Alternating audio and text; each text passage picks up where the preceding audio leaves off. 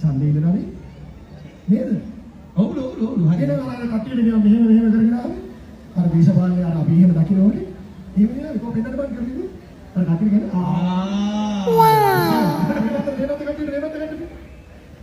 දෙවන්ත කට්ටියට. කො? දෙවන්ත කට්ටියට. කො?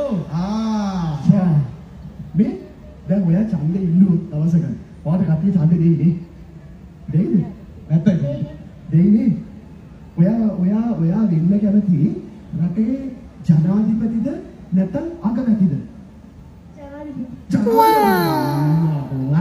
අනාගත ජනාධිපති කෙනෙක් තමයි තේරෙන්නේ. ඒක නෙවෙයි හරිනේ. මේ විදිහෙන් දැන් හොඳ ප්‍රතිචාර හම්බ වෙනවා මේ දවස්වලනේ. ආදරේ ලැබෙනවනේ හැමෝගෙම. මේ සින්දුව ගායනා කරලා එක රැයි ඔයා ඉතල තම්මක් වුණානේ. එක රැයි. ඒක හරි. අපි මේ පස්ස වෙලාවට සෙල්ෆියක් ගහන්න ඕනේ මොකද හේතුව දැන් නිහේ ආශ්‍රය කරන අපිව නෙමෙයිනේ ආදිත්‍ය වගේ නේද? ජාත්‍යන්තර තරුවෙක් කෙනෙක් මෙයා ඉන්නේ නේ. ඒ හින්දා පස්සේ අපි හෙවින සෙල්ෆියක්